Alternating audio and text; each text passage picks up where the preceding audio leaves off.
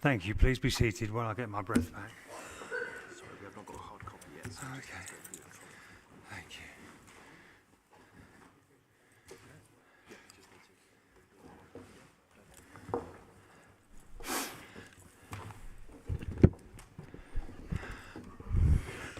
you. Okay.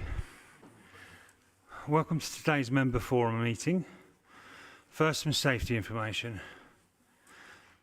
I'd like to draw your attention to the emergency evacuation procedure.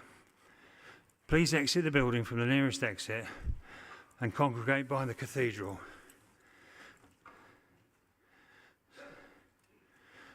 Sorry, we'll have to be a bit slower today. Just get my breath back from the stairs. Okay.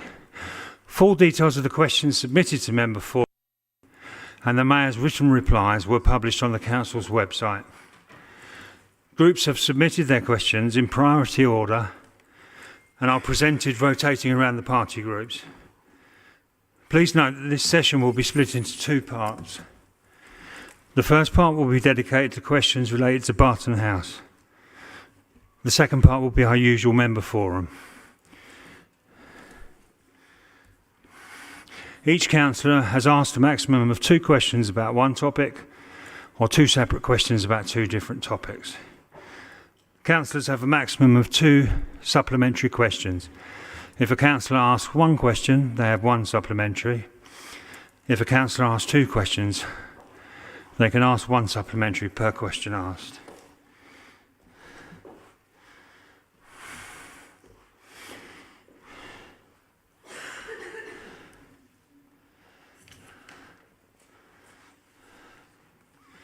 Okay. Sorry, the laptop's being a bit fiddly, but I'll get there. Oh, stop.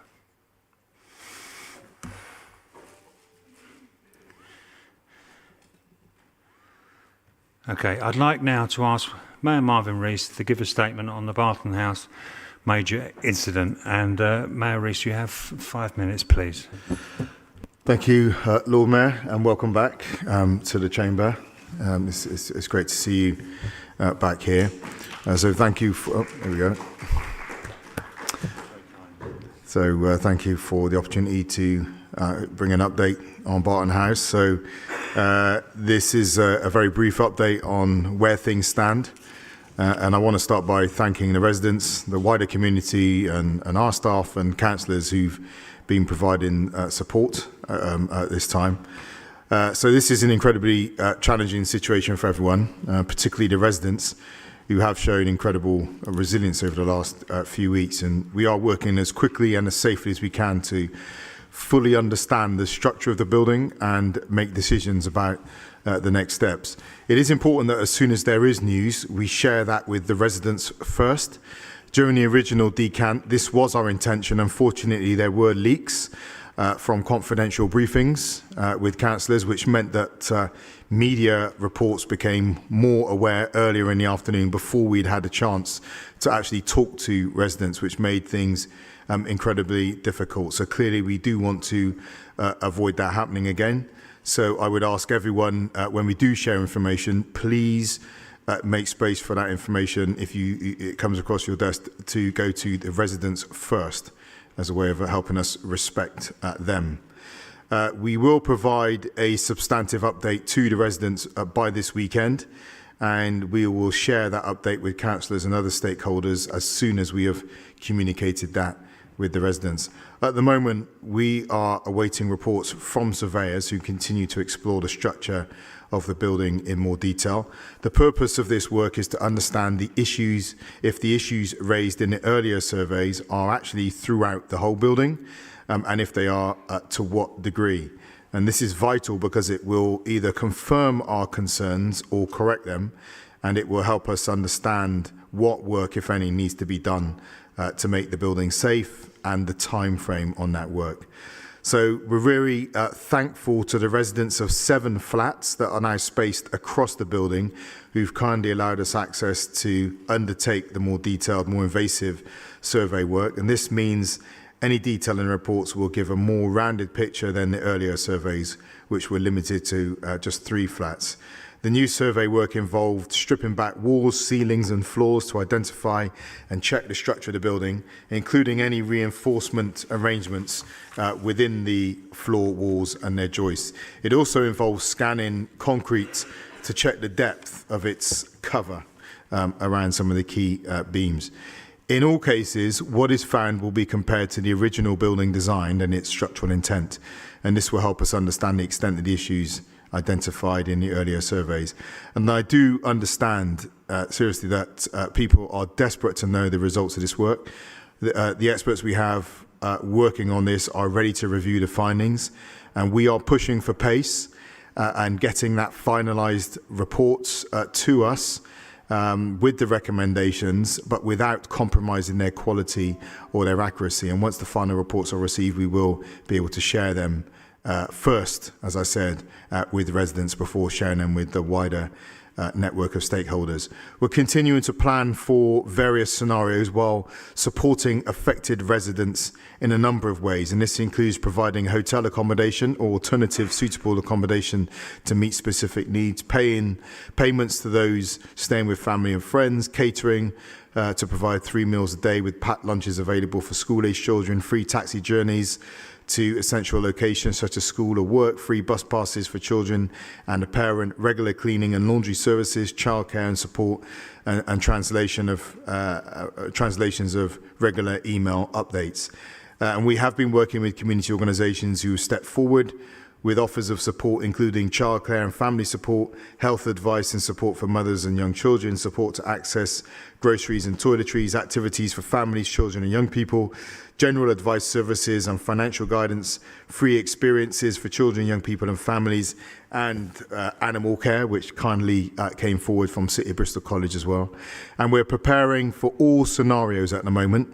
First scenario, the block is safe for residents to return. Second scenario, the block needs remedial work to be safe. Third scenario, it must be decommissioned, which we hope is unlikely. This planning includes considering the needs of households, not just of housing needs, but physical well-being, travel and other factors such as education, jobs and care and responsibilities. I do know... Sorry, Marvin, have you got a lot left? No, just another paragraph. So, yeah. I do know in the meantime that families who want to know what is happening, what is expected, and I can reassure everyone that this is at the front of our minds, and planning is all about being able to move as quickly and as safely as possible as soon as we have the information we need. So thank you to everyone again for the patience, graciousness, resilience in the face of this challenge. We will do all we can to give you the certainty of support you need for the next steps. Thanks. Thanks very much. I'd now like to call upon members that have submitted questions related to Barton House, and the first one comes from Councillor Ali. Hi, I recognise this is a hugely difficult time for residents in Barton House. As a high-rise resident myself, I have a strong sympathy for all the residents in Barton House. I welcome that the council has organised measures such as taxis to schools for affected children. The question that I wanted to ask is, Kai, can you outline the steps taken to support Barton House residents since the evacuation? Do you want me to answer that? Yeah. Yeah. So, I mean, I also want to place on record my sort of thanks to the residents in terms of how they've responded. I think they've been excellent in terms of how they've dealt with the issue. But in terms of the response, obviously, a very short time to prepare and plan, but I think the response from officers here and the community was also excellent given the short space of time, and also other members that helped on the night as well. I put that on record from across all parties in this chamber came down to help as well. So we have as Marvin outlined in his statement, we have provided hotel accommodation. That's where most people are at the Holiday Inn. It's free meals a day. We've also got packed lunches are made as well for children attending school. There's youth and children's activities taking place at the hotel. We've also got a number of households staying with friends and family. There is a daily payment for that, but also we've got some families given the needs of those families, the specialised needs that are in serviced accommodation as well. Obviously, you know, we want it. We don't want people to be there forever, and hopefully we can move people back into Barton House. But obviously, we have to wait until the surveys come back and that we know the building is safe before we can do that. Thank you, Councillor Dodd. Councillor Ali, do you have a supplementary? Can I ask another follow-up question? Like Mayor Marvin said, the results, the details will come out on this weekend. Just in case, if it doesn't come out this weekend, how long are we going to wait for until things come out?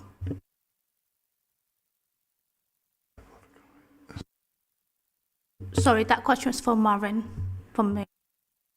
Yeah, Kai's in a better position on that one than me to answer that. Yeah, so you know, as we said, we're hoping to give residents an update by this weekend, and we might not have the full picture, but it'll be because we are in discussions with the structural engineer, so we are getting updates. But it's quite a fluid situation because they're doing calculations and things like that. So sometimes one day it looks like a certain thing, and the next day we've got more information which says actually it might be something else. So we're continuing to talk to the engineers. We hope to get a sort of an update to residents by the weekend. And in terms of the final reports, it may take longer for the final reports to come through with all the detailed information. But we hope to get to residents this weekend with a more clearer sort of picture of what might be happening. Thank you. Councillor Weston, you have 2 questions.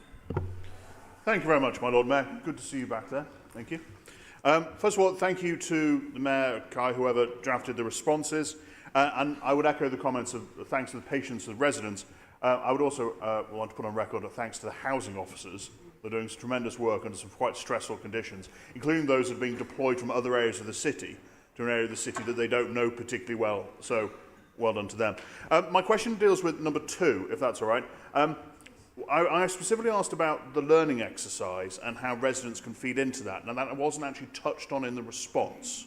Not really. So, I'm sure no one's after, should we say, a witch hunt or anything else like that on it. But residents who've actually experienced what they've gone through will no doubt have ideas about how it can be smoother for next time. And I'm just wondering how they feed into that process, or if there'll be a mechanism for that. Yeah, that's. I think no one. We've said same principle around COVID. Actually, no one ever welcomes challenges like this, but clearly not. But when these challenges come along, they do test our systems. And if we're minded, we have an opportunity to learn about our systems, education, criminal justice, housing, and all the rest of it. So absolutely, Mark, there has to be a review. There's an ongoing review now of what's gone as it's moving, and there needs to be a big review at the end. I think, and we will obviously be reaching out to residents. There has been a call amongst residents to set up a residents association now as well, which we are fully backing and engaging. So that will be a legitimate voice of residents. And our community development team, who many of whom have lived experience and are from the area as well, will be at the heart of making sure that we've collected residents' experiences as we go. But as that process of reviewing at the end is set out, residents will be in the room feeding into that, along with housing officers, fire service engineers, and everyone else who's had a part of this. A supplementary, Mark? That's fine. Okay. Moving on to Councillor Brown. Thanks, my Lord Mayor, and thank you for the response, Mayor Rees. Appreciate this is a difficult time, and I'll echo the comments of Councillor Weston and others in terms of thanking the officers for their work over the time that this has been going on. In your answer, you referred to particularly to the challenges that stopping charging rent would cause in breaking the contractual relationship. And I just want to follow up on that, because as I understand it, those people who are staying with family and friends aren't paying rent at the moment. So can you confirm that what's been put in place to get over that ceasing of the contractual relationship, and confirm that those people have homes to go back to? Yeah, no one's being treated differently between the two, so everyone is still liable for rent, and obviously then we're covering the cost of people in the hotels, and we're making payments to people with families and friends. Thank you for that point of clarity. That's not what I had understood the situation to be. Do you have a supplementary at all? Brilliant. Okay. Thanks, Councillor Jackson.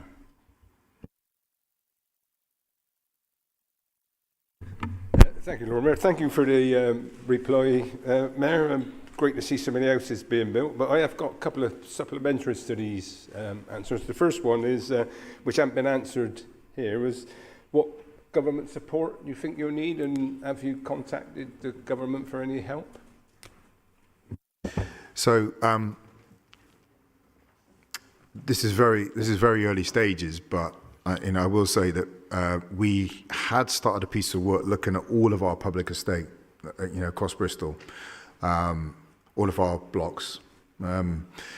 So we were in the process of asking the question, questioning what their future would be, particularly as we take on the wider climate challenge, actually, which is that historically cities have not been built to live within planetary limits, right? We just built them. So we need to redo the urbanization that's happened, as well as getting ahead of the urbanization on its way. So we were looking at all of our estate and its quality. What we have done is reached out to Homes England and pointed out that Temple Quarter development is happening right next to Barton Hill. And so the question is, with the level of investment that's going to be going into Temple Quarter, could we take the opportunity to get some alignment between that regeneration of Temple Quarter and get some energy, some resource put into investing in Barton Hill as well? And that would include the tower blocks in Barton Hill, so that we get the potential of a renewed estate. Very early stages, nothing signed, nothing locked down, but we've begun those explorations. Thank you very much for that answer. And secondly is, obviously, the Fire Brigades Union have been going on for years and years and years about sprinklers in high-rise blocks of flats and the fire compartment, which, having witnessed firsthand, the fire compartment is quite good. But when will this work? Have we got any idea when this work could start with sprinklers? And obviously it's going to be a retrofit in the major blocks of flats, and obviously you'll have to do an assessment of them first, I would imagine. But I was just looking to know if there was any news on when that will take place. I mean, all of our buildings are in a constant review, Chris, and then obviously we had fires recently as well, which and a reframing of the cladding that was now falling into scope as well, which led to the rollout of Waking Watch across the city as well. So this will be with Kai and looking at our estate. I would just say it will be part of the review of our public estate, what we can put in and when. But in the meantime, rolling out the Waking Watch was the way of making sure that our buildings were as fire safe as we could possibly get them to be. Thanks for the replies. Councillor Dunn, do you want to add something? Yeah, just to say that, I mean, there is a planned programme of improving fire alarms and installing sprinklers.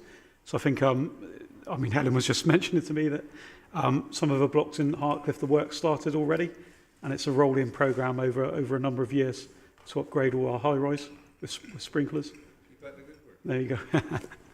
Cheers. Thank you. And I think we've just got time to take the last question from Councillor Ribbington.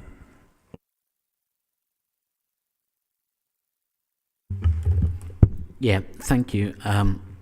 Marvin, thank you for the response.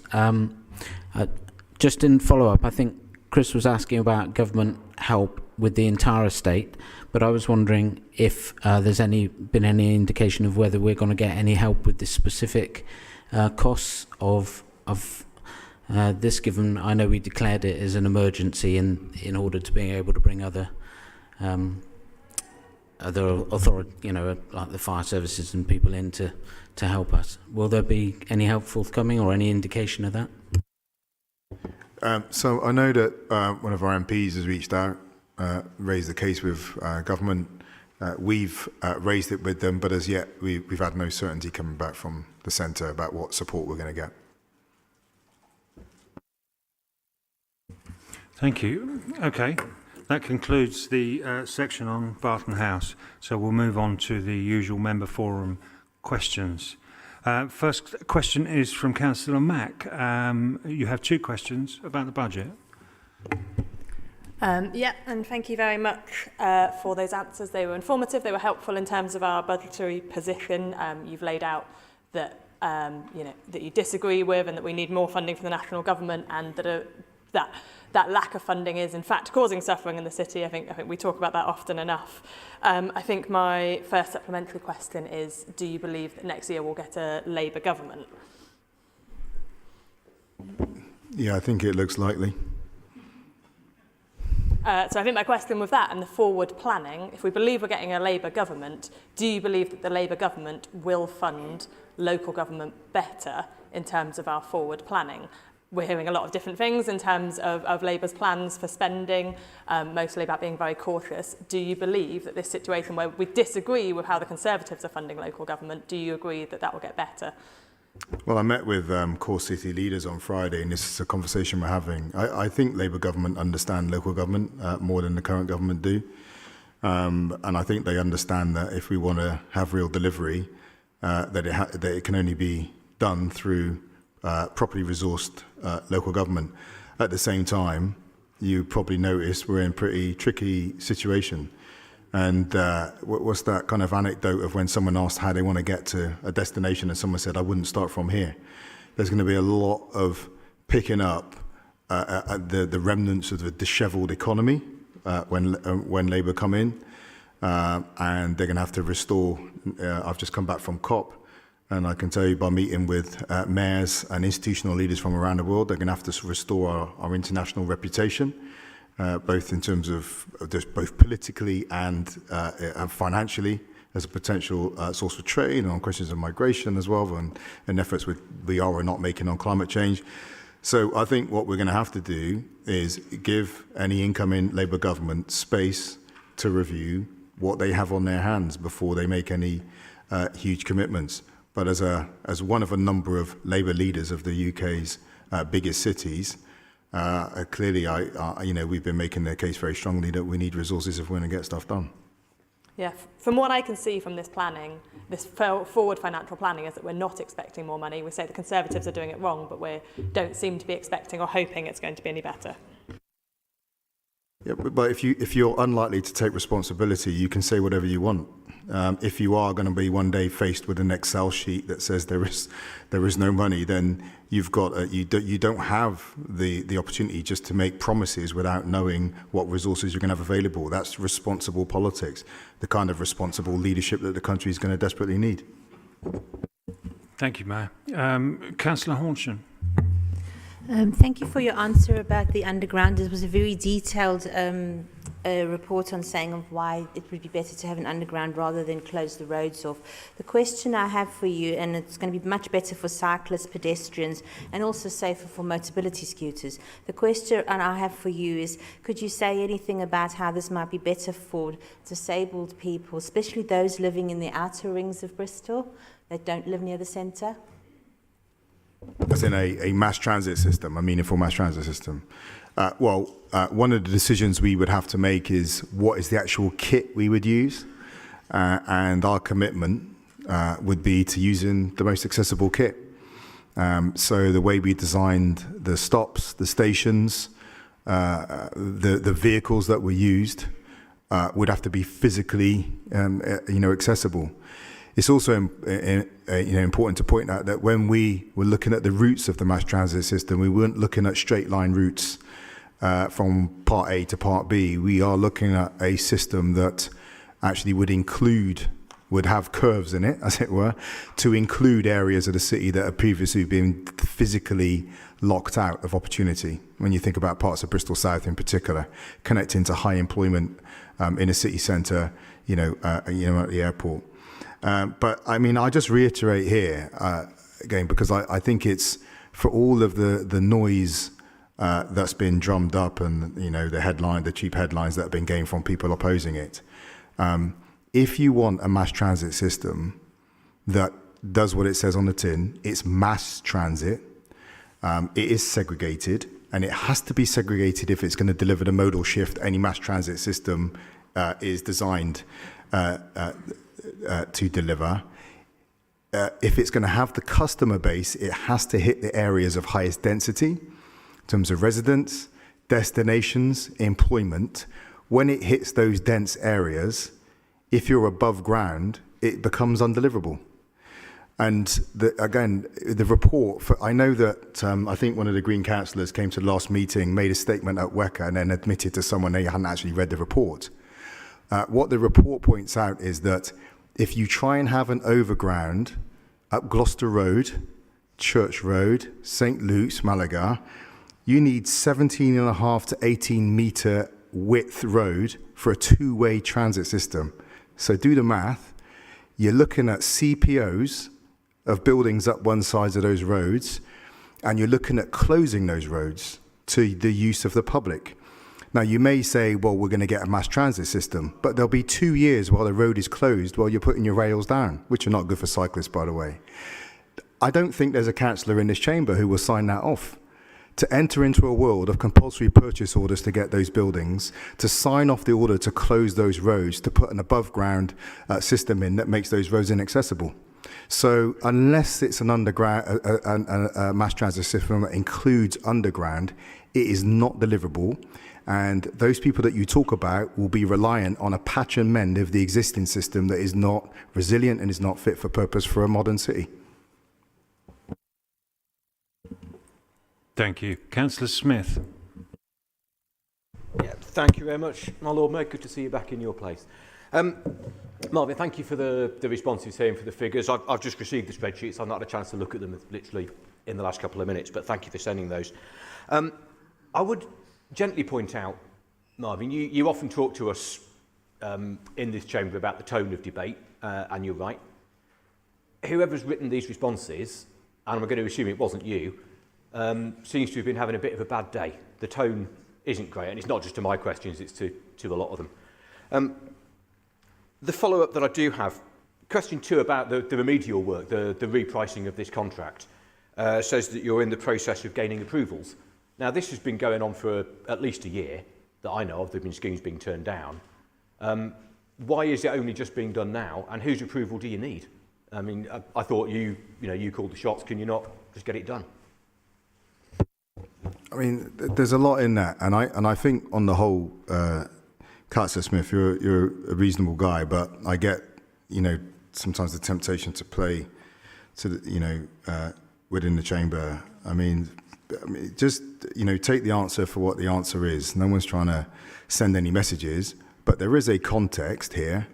Going back to Councillor Mack's earlier question, is in that we're being held accountable for operating within a financial framework that severely undermines the ability of local government to deliver the very things you want to deliver. Then that financial framework is being set by your own party. So inevitably, when you come and make some challenge, there is going to be an element of pushback.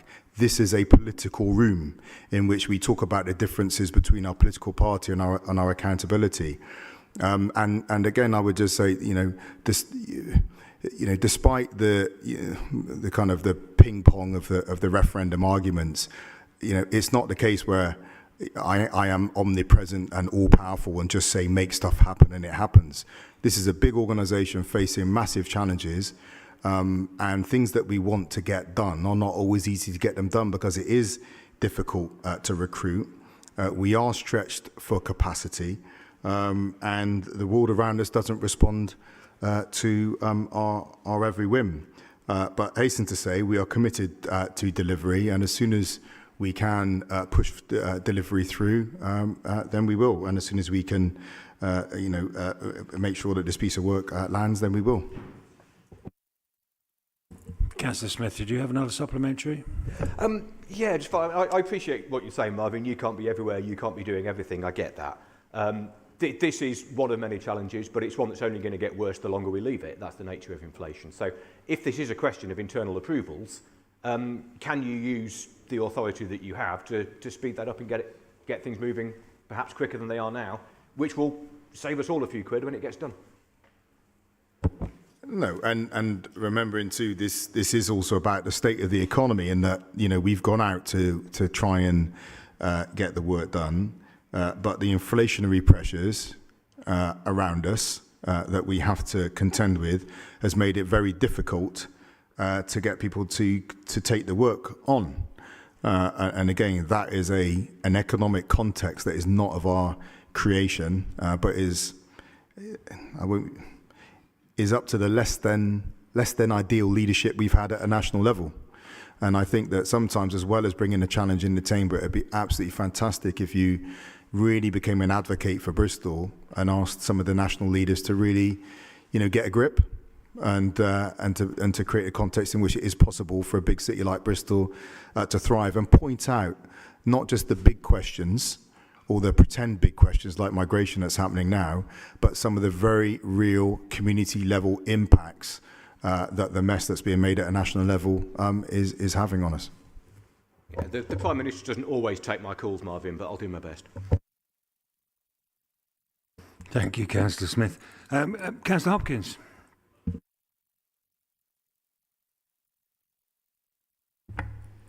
Question 1. Your version of events directly contradicts the version of events given by the management of Jubilee Pool. Number of local members have already had direct information from them, and I think most of the members in this chamber would accept their word on this matter as to what's actually happened. I've asked the Chair of Audit Committee to look at this because it is serious. Councillor Hopkins, is this a question or yes, a it is a statement? question. I've asked the Chair of Audit to look at this matter, and he has responded positively. Can I get from the Mayor an assurance that he will cooperate fully with the investigation into this matter? Because although the amounts of money are not quite as large as some other things, the point of principle is absolutely huge. I mean, Cax Hopkins, I've kind of been aware of you for 20 years, known you for about 13 when I was worked under yourself and Barbara Jank as Director of the Local Strategic Partnership. But obviously stepping into a mayoral role has offered a whole new level of experience. And I must say you are incredibly skilled at turning small issues into big conspiracies and sowing the seeds of division. I suppose the high point was your departure from the Liberal Democrats to start your own political movement. That we're working hard with the city. Anyone that wants me to cooperate with anything, if the investigation, as you call it, of course, we'll answer any questions that come our way. But I look forward to your book one day. Be interesting. Councillor Hopkins, did you have a second supplementary? Yes, on number 2, the question asks for, including the cost of PFI, what are the costs of running our pools in the city? Your answer says, excluding the PFI, there is no cost. Now, basically, that's a direct refusal to answer the question. You will not have immediately all the figures to hand at this point. Can I therefore ask for a proper written answer to the question that I actually put? Yeah, we'll give you an answer. We'll give you a written answer, and all our written answers are proper answers. So we will send you one. Councillor Hornshan.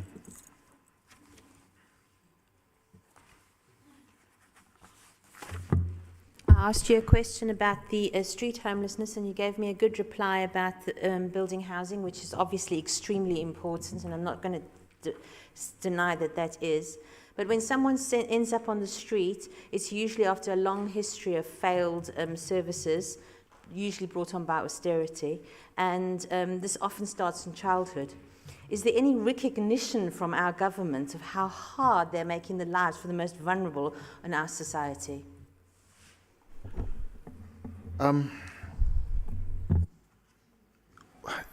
The challenge of this question is we try and stay positive, but the comments about lifestyle homelessness as well or rough sleeping are one thing. I think the fact that someone believes there's an audience for that within the current government is actually more concerning. You can have horrific individuals. The scary thing is to think that they have a fan base for saying those horrific things. So on that basis, I think it's not taken seriously. Having said that, I have connected with some pretty, I would say, stand-up national leaders, across the party divide. I think about the work Lord Nat Way's done with us on housing, when we hosted the big tent with George Freeman in Bristol. So I would say the tone coming out of the national leadership is one that I find incredibly problematic. But I have met people within the Conservative Party who I do think are compassionate and have a willingness to understand and a willingness to come up with solutions and have backed us in what we've done. Thank you. Lord Mayor, can I just make a point of order, please? I appreciate what the councillor has just said, but I'm just really concerned with the statement that homelessness is usually brought on by austerity. I can't imagine that there's evidence. You did say that. You did. If we could get a recording and we could look back at it. I'm really sorry. I'm sorry. I don't need to debate. But I'm really sorry that I don't think that we can be saying things like that, because homelessness has existed for a long time. It's a very, very complex set of circumstances that bring people to that. But I don't think people should be saying that is. Okay. Thank you, Councillor Clark. Thank you. I'm not sure whether or not Councillor Horton says she didn't say that, but speaking as an ex-homeless person myself, I know that austerity can bring on homelessness. It's not the sole cause, but it certainly does, exacerbate situations. People can't afford to rent, etc., etc. I'm going to move on now to Councillor Plowden. Thank you, Lord Mayor, and I'm very pleased to see you back in this chamber, having sat opposite you in Planning Committee. It's great to see you back. So, thank you for your answers, Mayor Rees. Slightly extraordinary first paragraph, which implies that somehow the Green Party's got some sort of team of people working on a mass transit scheme, which you know not to be the case, but really, it does imply that you're maybe a bit worried about bus franchising, not really in support of it. Wasn't able to get your take on where you stand on bus franchising at the moment from your answers. I think they should explore it, but realise it comes with risks. We certainly support it going through the combined authority processes. And in terms of my first answer, I think the point we make is that if you're building a system and you're trying to offer a chapter change in the way people move around, and you spent a considerable amount of your life doing transport, interested to see what the results were, but we can't do it with the existing technology in a city that's going to have 80,000 more people in it, tens of thousands of more homes, increasingly crowded with entrenched inequalities. So we just simply say that there has to be a mass transit system, and the reasons earlier on, I don't think there's an overground system is going to be deliverable, unless you're willing to share today that you would be willing to close Gloucester Road, Church Road and St Luke's to get the 22-metre wide road that would be necessary for a two-way system.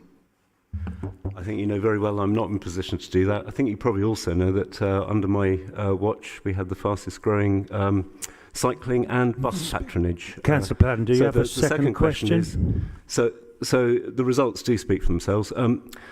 The second question is, would you agree that actually moving towards bus franchising fairly rapidly would be actually the first next step, as most of the mayoral combined authorities agree, to improving public transport and possibly a mass transit system thereafter? Yeah, well, I'm sure all those groups that were involved in modal shift of people would be queuing up to congratulate you on your success as a transport officer. We have been clear from the beginning that part of the journey towards a mass transit system has to be improving our bus usership, which is why we push forward with the bus deal, introducing bus gates, biogas buses, and unfortunately that nearly actually didn't even get through. There were some huge errors that jeopardised that, but we managed to rescue that, fortunately, to get our bus usership up. So whatever we need to do to get people using buses, to make sure that our buses are more predictable, more reliable, and get the investment they need, we will do. But buses themselves, in an increasingly crowded city, 100% reliant on an overground system will never be the answer in a modern city. We need a modal shift, and that can only be delivered by a segregated system that includes elements of underground in the densest areas, because no alternative is going to be deliverable. Councillor Galandros. Thank you, my Lord Mayor, and thank you, Marvin, for the answers. Although I think the person producing the answers was having a bad day, because I wasn't actually inquiring about van dwellers, which is, I think, what the answers are talking about. I was talking about the traditional travellers that tend to arrive around about Easter time and cause quite a few challenges and problems for us. I'll send you an email and copy in Kevin as to what I was really trying to get at, because, as I say, there's been some misunderstanding in the answers. And to give you an example, supplementary to question 2, you've put, we do not think an injunction is the correct approach here for the Downs. We're talking about the grass bits of the Downs. The council have had blanket injunctions in Councillor the past. Galandros, sorry, could you ask a question? Yes, so the supplementary is this. We have had blanket injunctions before for the Downs. Why are we not having one now? Well, if you think the question's been misunderstood, let me take that question away and then send you an answer, even if we grab some time on the phone to make sure we properly understand what you're getting at. Okay, let me do that. Thank you, Councillor Galandros. Moving on to, well, I don't think he's here, Councillor Chris Davies. So we'll move on to Councillor Townsend.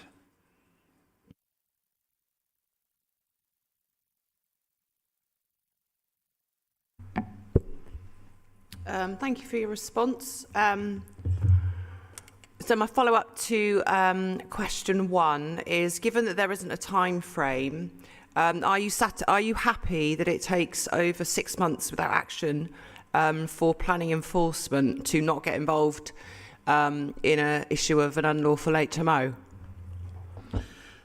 Goes back to one of the points raised by your leader earlier on. That's a question of resource for us. There's lots of things we'd like to get done a lot quicker within the city, but an under-resourced local authority means that there are going to be consequences. And unfortunately, as I've repeatedly said, it's the loss of backroom capacity. It's not a library, it's not a park, it's not a public toilet. No one campaigns for it, but that backroom capacity is what is one of the invisible consequences, you know, of one of the invisible casualties of the austerity, and unfortunately it's landing here as well. So we're not happy about it, but we use the resources as wisely as we can. Point of order. It's been a long while since I've been leader of the Green Group. So Emma Edwards is the leader of the Green Group now, just you referred to me. Thank you. Okay, Councillor Townsend, did you have a second supplementary? Yes, I do. So it's in relation to question 2. So it says that what we've got here are private housing licensing and planning, specifically saying that they're separated, and this particular case demonstrates the silos within which these two areas work within. Would you like to see a situation where somebody applies for an HMO licence and they then tell their planning colleagues, so that their planning colleagues can make sure that the class of dwelling is lawful? So there's a number of things to this. One is the powers are not linked in law. The officers do talk. But again, I can't emphasise enough, and you will obviously have a chance, whatever happens in the May elections, to really, grapple with these challenges yourselves as well. Limited resources within the local authority have consequences, not just for individual service areas, but for the time it takes to knit services together. I guess the perversity of that is that just at a time when you need great integration between services, the capacity and the space people have to lift their eyes up from the individual service area and do that integration, go above and beyond, is limited as well. And this is one of those areas in which we're facing those kinds of consequences. So, I sympathise with, some of the frustration here, and I could see what would be the best, but we're somewhat limited by law, and hopefully there'll be a level of investment in the future that allows us to get ahead of these kind of challenges. Thank you. Councillor Hucker. Thank you, Lord Mayor. It's good to see you back in the chamber. Thank you, Marvin, for your response. I have no supplementaries. Thank you. Councillor Hathaway. Thanks for the response. I don't have any supplementary questions. Fabulous. Councillor Breckles. Yeah, thank you for your response. I would like, obviously I'd be grateful if you could keep me updated, because this is, this was a key landmark venue, and a lot of the restaurants on that floor probably were dependent on that cinema for trade. It seems that the landlord wasn't prepared to compromise, and as a result we've lost the most sustainable multiplex in the town, which was accessible easily with public transport. So I'm very keen to see it brought back into use by another operator as a cinema, and if you can keep me in the loop, and that'd be great. Breckles, Thank you. sorry, there's no question? Just to be kept in the loop. Thank you. Okay, I'm sure that will happen. Moving on now to Councillor Hucker, your second question. Thank you, Lord Mayor. Again, thank you, Marvin, for your response, and no supplementaries. Okay, Councillor McAllister. Thank you, Lord Mayor, and I'll echo colleagues in saying how good it is to see you back in the chair. Could we please look into making sure that public service vehicles such as Royal Mail vans are able to pass through the Cumberland Road bus gate restrictions unencumbered?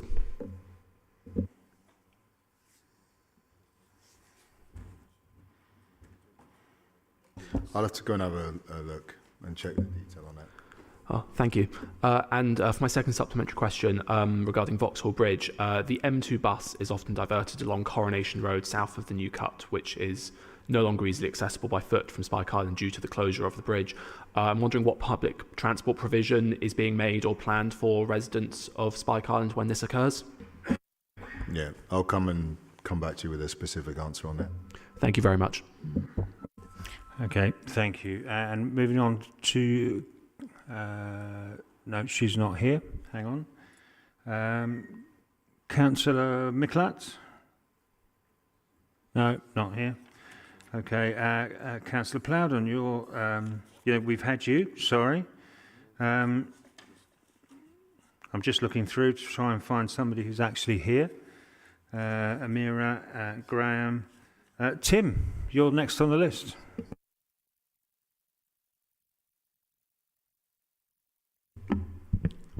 Thanks very much. Yeah, and good to see you back, Paul. Very good. Hopefully everybody will be supporting our golden motion later on in the chamber. Marvin, I was just wondering if there was a change to planning regulations that would help us as a local authority to achieve the goals that we're looking for of better services alongside new development. What would that be? Is there anything that you would want to see changed in planning laws, planning regulations that could help us in this, achieve this? Specific on planning regulations, I'm not sure. I'd have to have a look at that. But I can talk about it in work in practice. And it would be making sure that as we are planning our housing delivery, that the various institutions within a place that we have worked with through the city office, so there is some of that going on now, are planning with us at the same time. So we are planning the rollout of GP surgeries, dentists, in line with Hengrove and Temple Quarter, and for example, where the big housing schemes are going to go. So that does happen, but it's happening because we've built good relationships here, not because it's a requirement for it to happen. So I probably want to systematise that more. Thank you. Fabian, I appear to have missed your second question. Sorry. I'll come back to you. Okay, thank you, my Lord Mayor. And I forgot to say, great to have you back in the chair. Yeah, obviously, what I would say on the back of this is that I've always been raised, I've always been sort of trained to, we've always been told when we have DC training that we leave party politics at the door. So if you end up with a situation where you've got a Green, a Tory, a Lib Dem and a Labour person all agreeing with each other that a development is great or it's horrible or whatever, that's absolutely par for the course. That's exactly how it should be. So I am very troubled. I'm just wondering what steps are being taken to monitor, monitor how votes are taken, just to make sure that people are leaving their politics at the door and not trying to use a DC as a political platform, because that could put us up for all kinds of legal challenges. We're supposed to all decide things on the merits as we see them of a planning case, and if that isn't happening, we could be in all kinds of financial legal trouble. So what steps can we take to make sure that isn't happening? Well, actually, Fabian, I tuned into YouTube to watch that, and that particular meeting, if it's the one, I was absolutely appalled, actually. So was I. And unfortunately, there's form there, because we also had the protesters taken in to storm the Living Wage Commission meeting as well. So on one hand, what I heard in that on YouTube was a number of councillors from one party being reprimanded for talking amongst themselves during the meeting. On the other hand, you had someone with form of taking protesters in past security to storm a meeting, to stop it happening for some reason, whatever their machinations. And two things. One is I just thought it was appalling in of itself, but the heightened hypocrisy of that moment in time, I think was frightening. Then we're in a very febrile atmosphere where the sense of threat and the actuality of threat to people in public life in general, political office in particular, is something that we're all grappling with. And I've heard councillors from all sides of this chamber have made the case for senses of their own, have shared their own fears on occasion. So to, on one occasion, share your fears for your safety and then be part of an atmosphere that creates fear for safety for other councillors, again, is a huge challenge. So I just think it's incredible that I think it would be very important for all group leaders when they meet to have that conversation around how they are going to make sure that their members work in a way that, yes, contends with difficult decisions and political difference, but does so in a way that doesn't leave councillors in the chamber fearful for their safety. There were some other pretty unsavoury dynamics that arose during that time. No matter how much Twitter activity or press releases get put out by that, we know it when we smell it.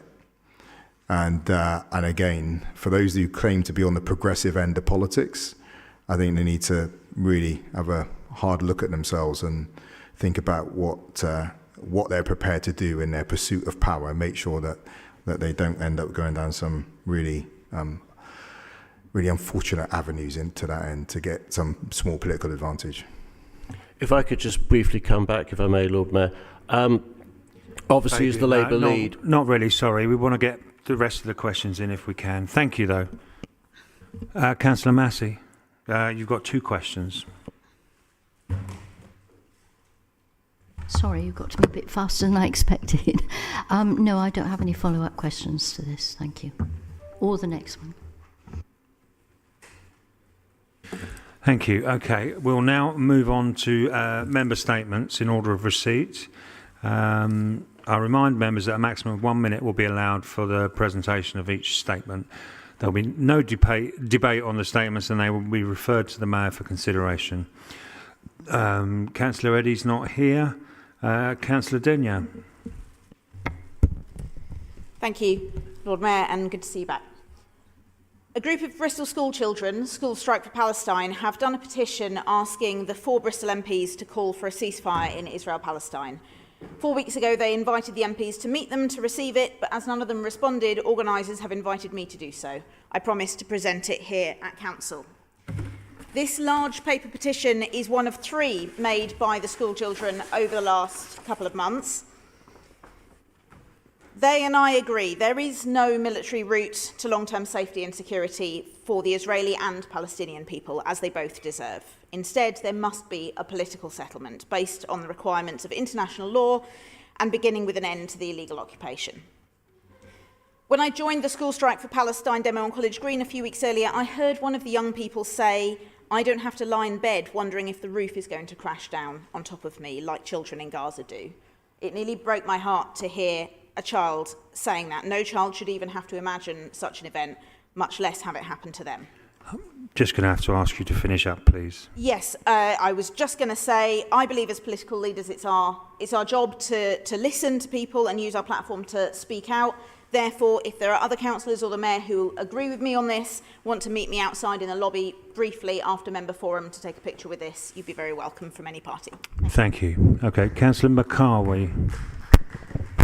Thank you, Lord Mayor. The city of Bristol is a sanctuary city for 91 language and dialect and include people from all over the world. Bristol, I'm addressing you with the voice of humanity and justice for the defenseless resident of Gaza, who rejected the rhetoric of bombs, bullets, murder, and crimes against humanity committed against them. The unprecedented escalation in violence in Palestine and Israel has resulted in death toll of over 1,400 Israelis killed by Hamas and 20,000 Palestinians, with over 7,800 children Palestinian and 4,000 women killed by the Israeli forces.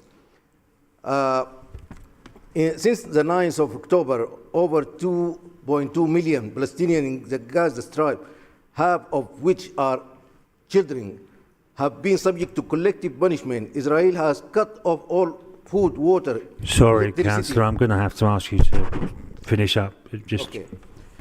Just in the end, I'm asking, as a democratic elected representative, we must stand with justice and reject war and call for peace and stand against genocide, ethnic cleansing, war crime, and forced displacement.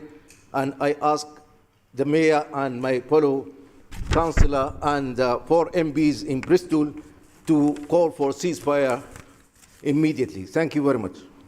Thank you. Councillor Fitzjohn? No? Okay. And Councillor McAllister for the last one. Thank you, Lord Mayor.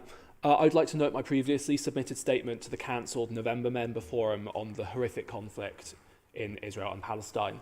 Sadly, since then, the humanitarian situation has only gotten worse. The United Kingdom, unfortunately, is complicit in the ongoing atrocities through abstaining on the UN Security Council resolution to try and end this awful conflict. I'm sure that every member of Bristol City Council condemns utterly the unrestrained violence we're seeing against civilians from both sides of this conflict and agrees that all reports of war crimes must be investigated and prosecuted in full.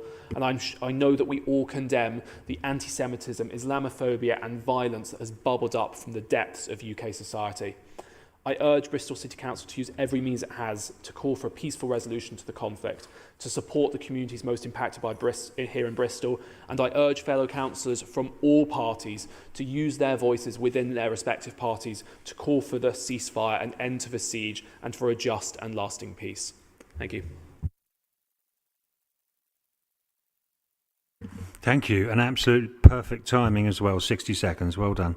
That concludes the statements and the meeting. Thank you all for coming.